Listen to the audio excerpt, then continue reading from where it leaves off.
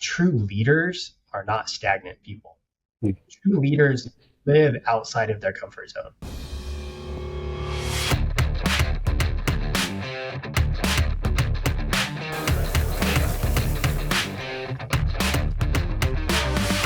Price tag's still on there. Oh my God. And the name brand of the shirt.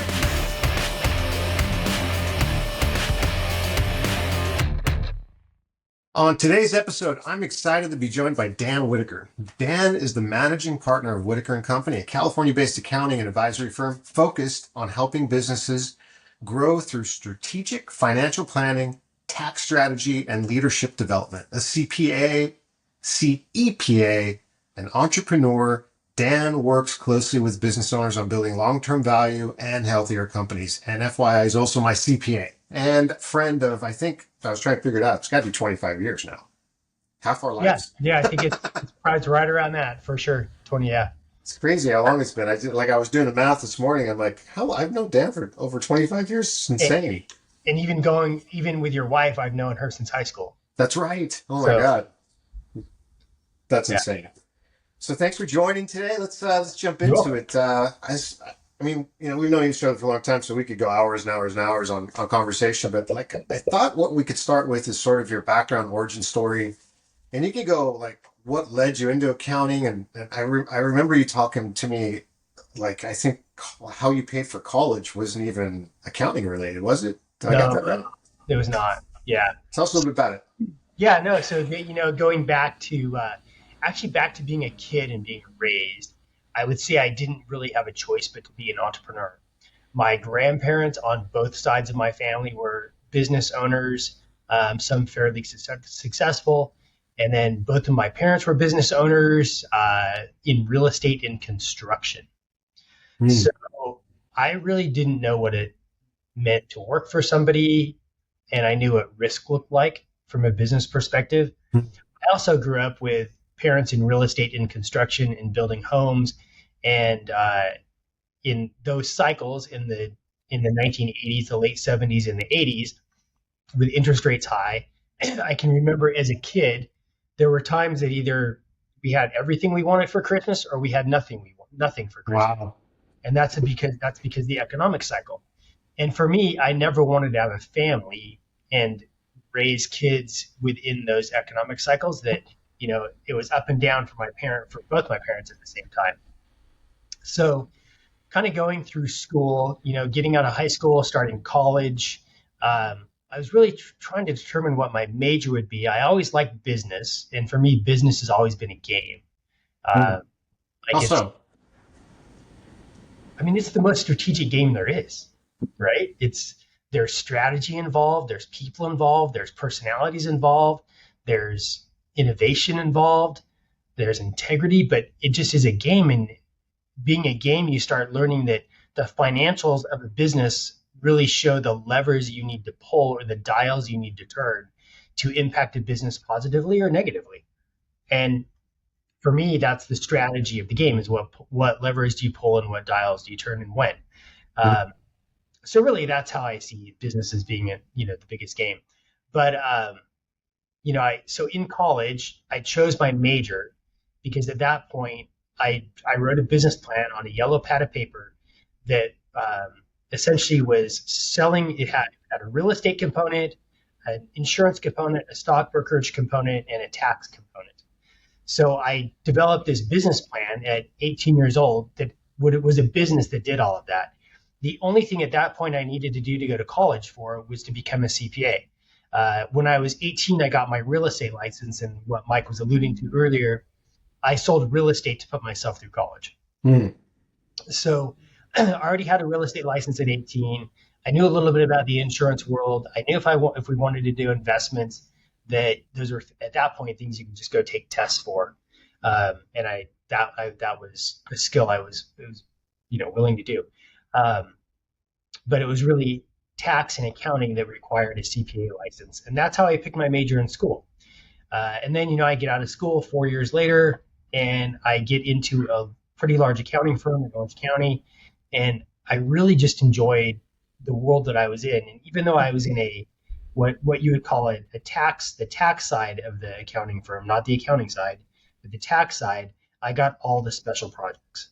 And a lot of the special projects were around real estate and partnerships. So that became, for me, something that was fun. Yeah. Yeah. I want to step over something. I remember this when you said you wrote your business plan on a yellow pad, right? Yeah. I Yeah. think our mutual friend Darren Kim, who introduced us, that's how he prepped me. And this is the guy I'm going to introduce you to. He's the only guy I know that at age whatever had a business plan and actually like made it happen. Like launched on it. And I think that's so important, Dan, because I've read a lot of times where what separates successful people from others is that they had a plan, they wrote it out, and they actually like kept it top of mind and revisited it on a regular basis. Would you say that was what happened, or similar to your story? So I would say it was top of mind for a long time because that's how I chose my major. That's what I wanted to do. But like I said, I get out of college, I get into accounting. My wife and I are getting married about a year out of school. And, I would say I enjoyed the accounting business. I enjoyed it as a business. So I stayed in accounting.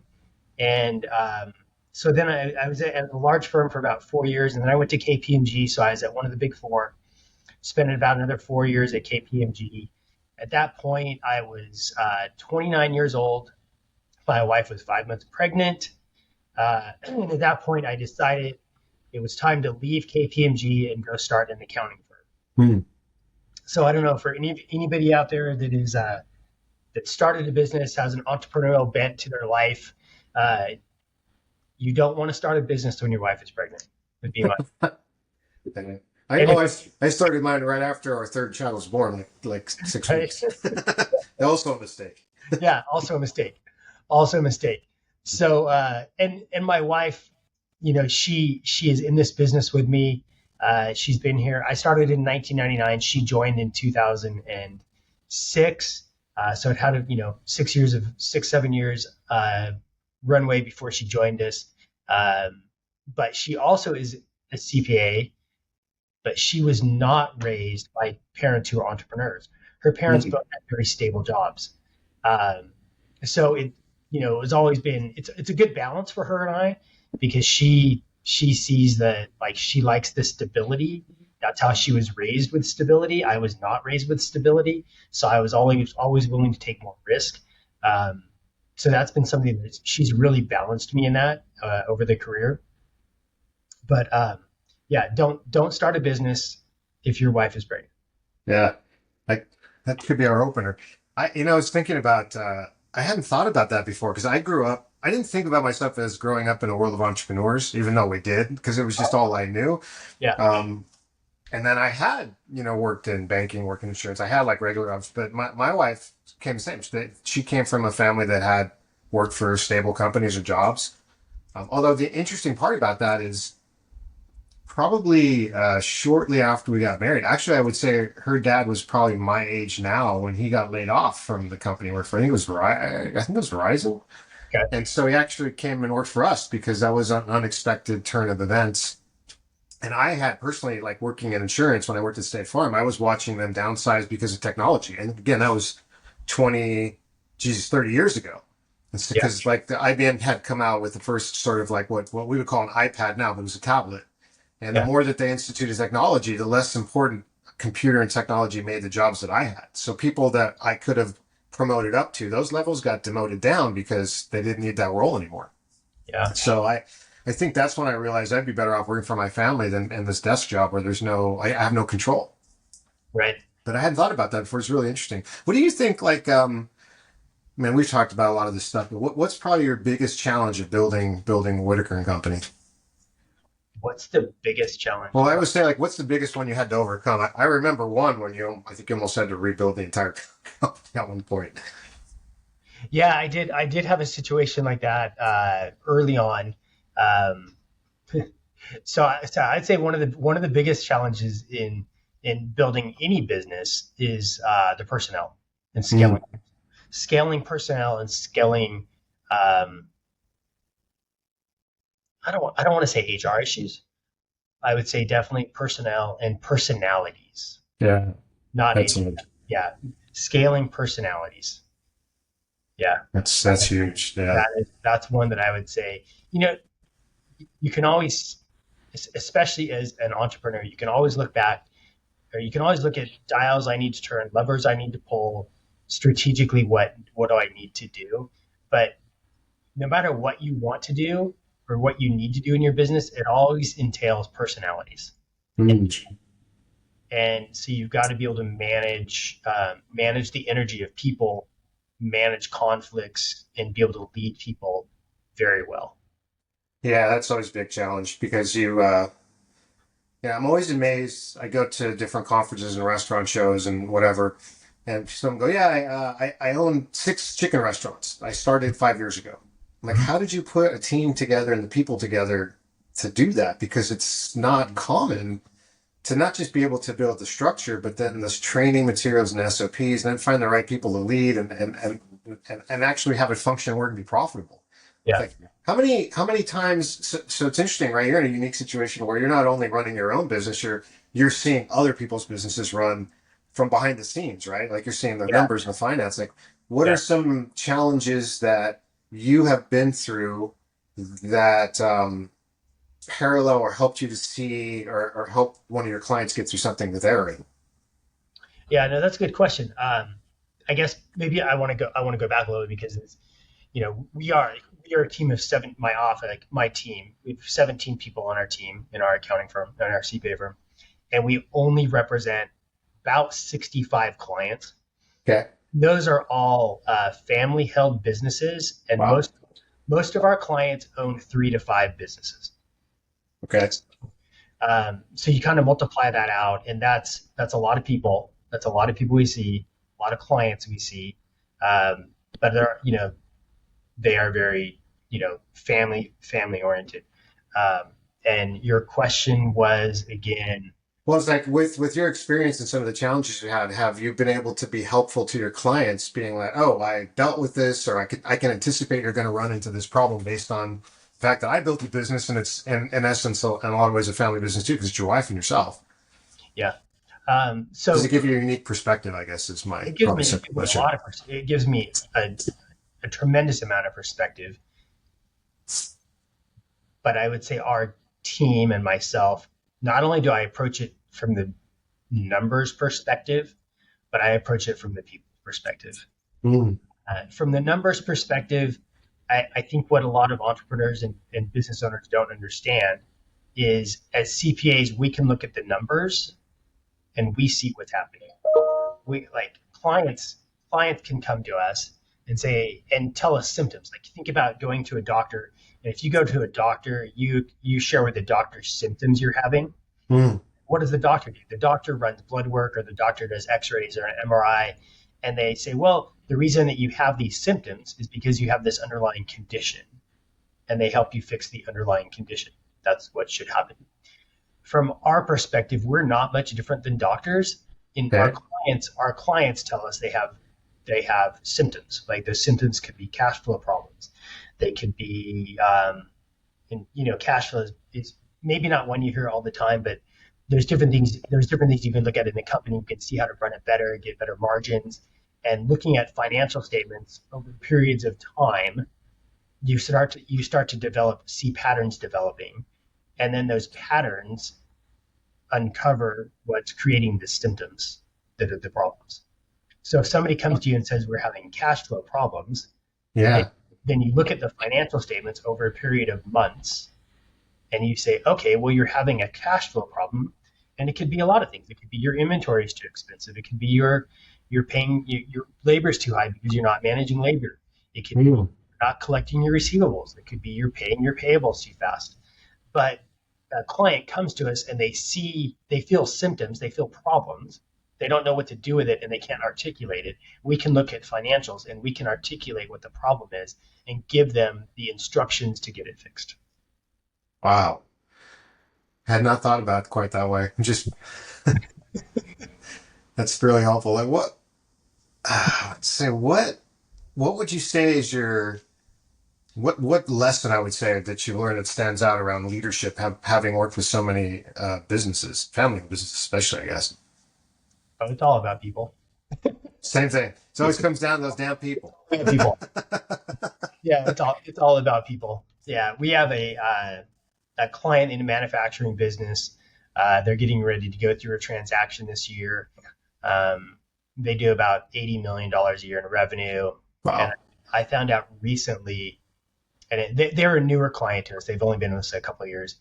But I found out recently that they're in the fourth generation. So it's a fourth generation family owned business. It's at this point run by a brother and sister that are in their early 40s. And as they said they were going to go to market and sell, I was like, I was really happy for them. But I asked him, why are you selling why are you selling the business if you're in the fourth generation? Like most businesses don't make it to fourth generation. Right. Why Right. would you do this?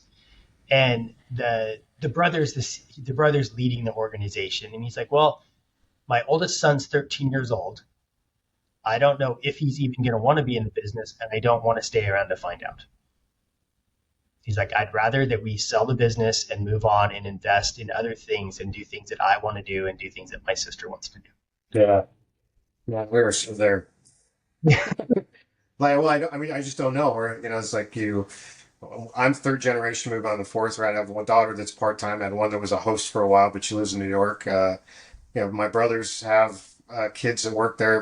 But there are not too many others on the other side of the ownership. There's a couple, one that works there, one that's been in and out, one that's helping quite a bit, but the commitment level's not the same. And it's not that there's something wrong with them or something wrong with the business, but the interests change as people grow up, Yeah. What do you think? How that whole thing about the third and fourth generation where it falls apart that I've read and heard about? I probably heard about it more than I've actually read about it, and I think I've actually seen some conflicting data on it at one point too. Like, where do you get that from? Is that just kind of common sense, or has that been studied, or is Why common sense? but or businesses fall apart in the fourth generation versus the third? Like, what do you think that happens? Yeah, I don't know that is common sense. I'm sure it's well studied. We are also the accounting firm of choice for the Cal State Fullerton Center for Family Business. So Really? we do a lot of work. We do a lot of work there and with that group. And when we were getting involved there a couple of years ago, I was asked by the leader at the college level, like, how many of your clients are first gen, second gen, third gen? I'm like, well, the majority of them are family. They're all family owned business. The majority are first or second. Very few make it to third. Mm.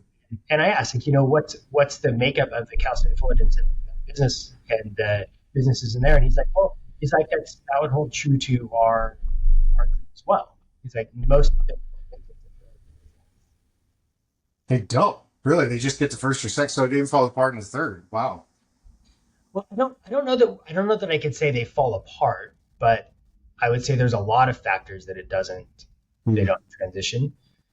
I also would say that if you look at over the last 50 years, 50 or 60 years, businesses have changed. Like offers in the marketplace have changed. Yeah. Offers that were relevant in the marketplace 50 and 60 years ago, call it the 1960s and 1970s, how many of those businesses are still making offers today? I mean, you do have retail. You do have things like retail that's still making offers, but retail has been changed from online retail. Yeah, You don't totally have shifted. You don't have brick and mortar. Manufacturing has changed, especially in California, in the U.S. So how many of the companies that were in manufacturing in the 60s and 70s are still in manufacturing?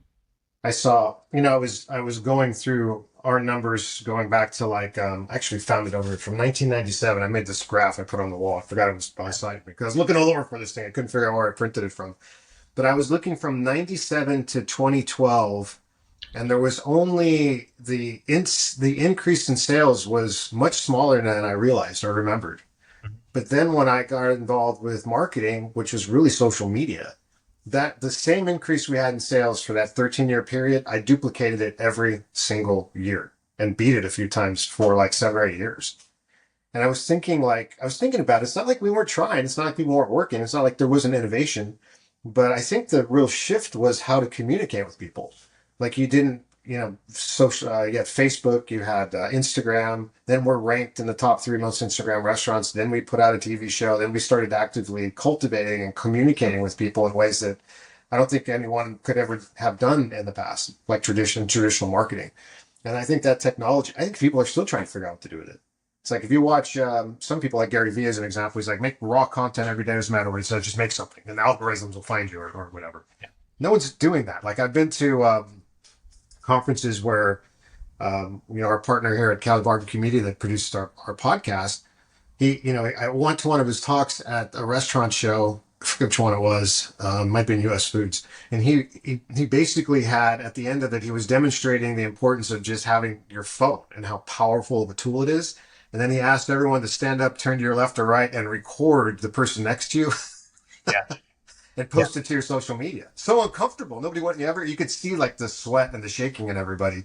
Yeah. But that's the missing component to building your personal brand. It just didn't exist before. But I mean, also this is interesting, and this is maybe something you and we've maybe even talked about in the past. But like this is not a phone. It's not a phone. We call it a phone, but this really is not a phone. Yeah.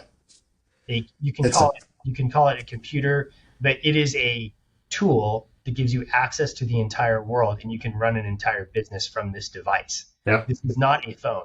It happens to have one app on it that is called a phone. So only part of it that's a phone. And I don't think people understand the tools that they have access to and how to use those tools to produce the results that they're trying to produce. Well, even bigger than that, this, like I have mine right here, right? The space between here and here is what, about 24 inches?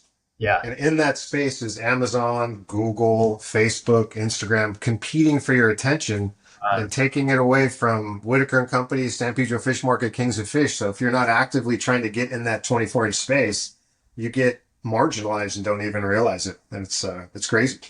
Yeah, that is crazy. People aren't thinking about it. Yeah. I was going to also ask you, and I know you're going to say people when I ask you this.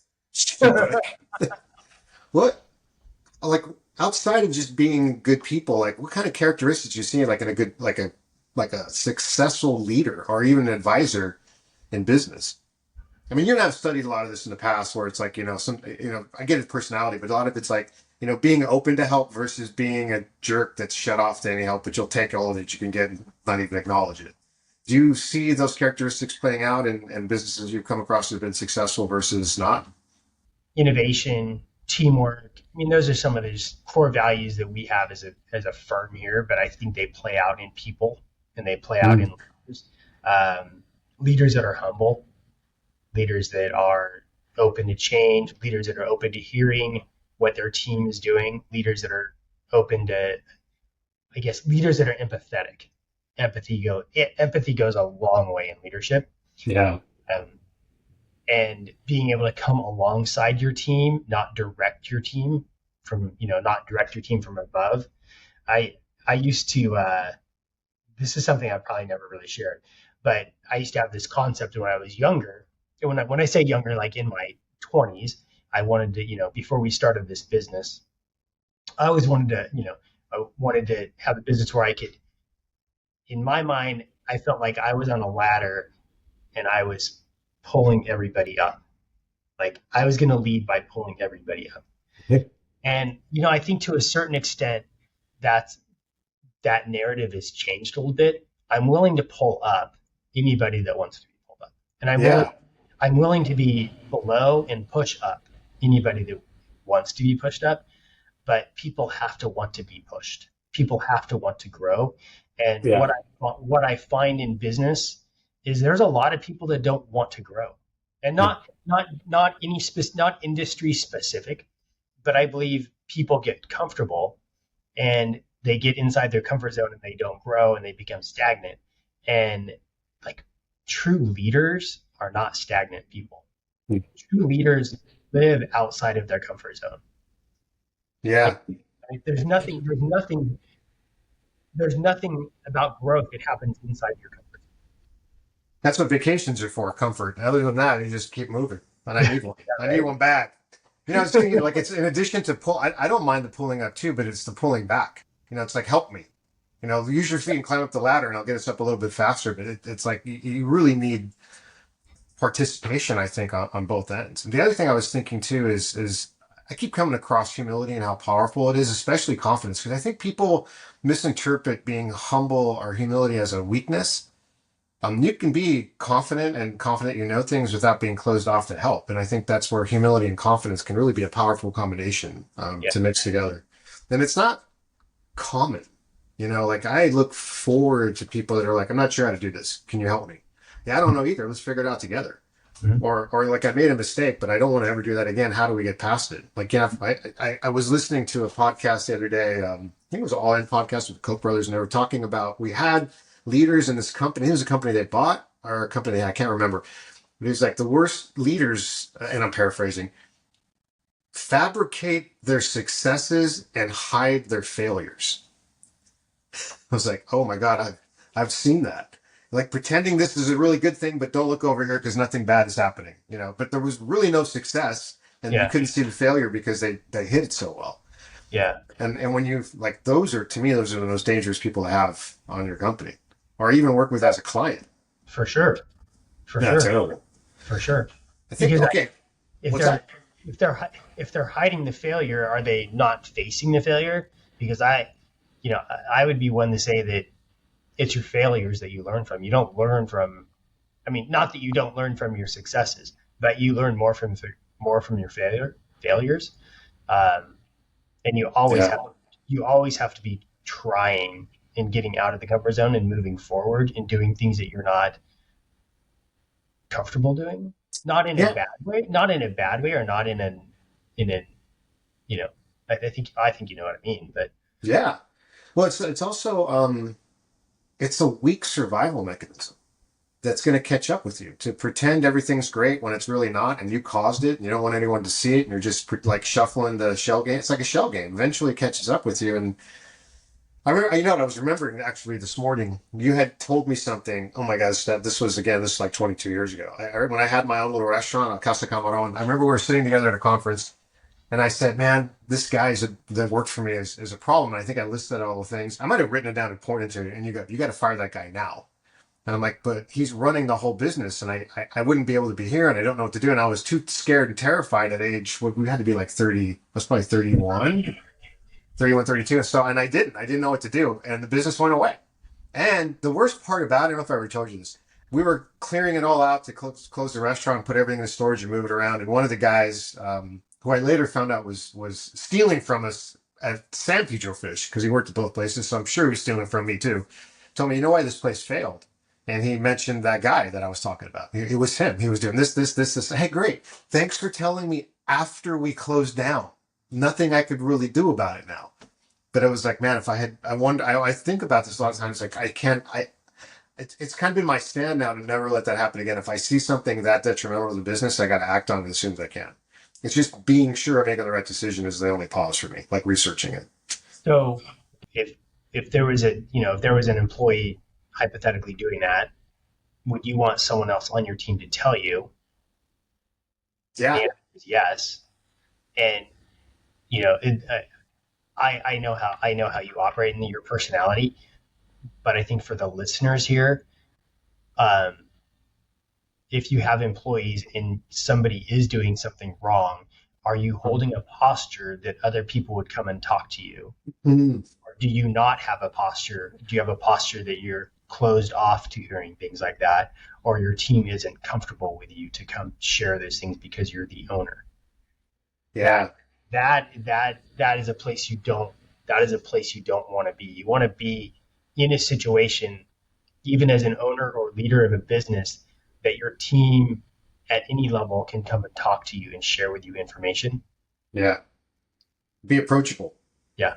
It's really the key. And I think that I am, but I find out a lot of times, people that don't know me assume with my title or role or who I am that, he's too scary. I don't want to go to him. It takes a long time to break those barriers down. Sometimes it requires showing up with a cigar. Yeah.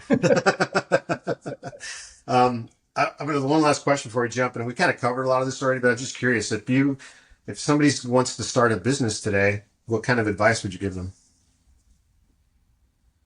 I would say get a good board of directors or circle of people around you that you trust Mm. that are highly successful and have already done what you're trying to do. Oh, wow. What if it's really innovative though? No one's done it before. Like where you're trying something. No.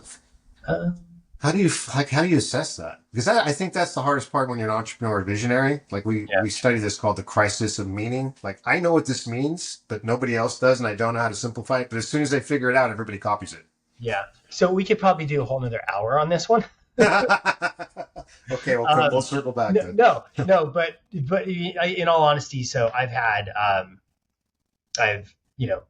been fortunate enough to see several business started, and several fail along the way Mm. with clients. Some of the best stories that I've seen have been people that thought through what the startup looked like, and um, like this is an example of a client, somebody actually that started a business with four partners, and this was when I was in my, call it, early 30s, so this was 20 plus years ago, and they had a written plan for what happened if any of the four partners wanted to get out of the business. Wow. Like they had a written plan when they started, and they took that to their attorneys, and they also were in their 30s, took it to their attorneys and had them write their operating agreement that took care of those scenarios. Oh, great. And within 12 months, two of the owners were gone. Dang. But they had a plan. Like they had a plan that navigated that in advance. And for me, like I I would say quite often people start businesses with partners and they expect the partnership to last forever. And I don't see that happen. And No, and pretty from rare. that perspective, I would think about business partnership and ownership as something that is not static and does not last forever, but it's something that happens and it stays together for a time period and it comes apart. And you need to think through that in advance. No, that's that. You know what? I don't think I would have expected to hear that answer from anybody else but a trust attorney. Yeah, I remember like just a side story when you had referred us to some attorneys for help with that. Gosh, years ago, like 7, 8 years ago. I Yeah. remember one of them that had the one of the partners looked at our operating agreement because no one had maintained it. You know, like I was inheriting the situation and trying to figure out how to do that. And he goes, "You guys have never monitored or updated this agreement since it's put together. You realize any of you in here could sell your shares to anyone you want, including me, and you do not want me as your partner. And there's nothing anyone could do to stop it. It took years to amend and fix all that stuff and upgrade it. And there's still work to do. Yeah. But No, but for anybody starting a business today, make sure you work with an attorney. Do not start a business with LegalZoom. Not the way to start a business. Pay for a law firm, pay for a good attorney. That is your insurance policy that takes care of the future when things do break down. And almost inevitably, they will break down. great advice. Great advice from someone who's lived it. Very cool. Well, thank you for being on, Dan. Hey, where can people find out more about what you do and where you're at? Yeah, definitely. You can always check us out on our website, Whittaker, Whittaker, CPAS, WhitakerCPAs.com. You can always check out our content on YouTube. We have a Whittaker channel. A lot of great stuff. You can always just reach out to us and give us a call, 562-596-6730. All right. Well, thanks for being here. And that's it. Signing off. Talk to you Thanks soon. for having me on. You All got right. it. Thanks.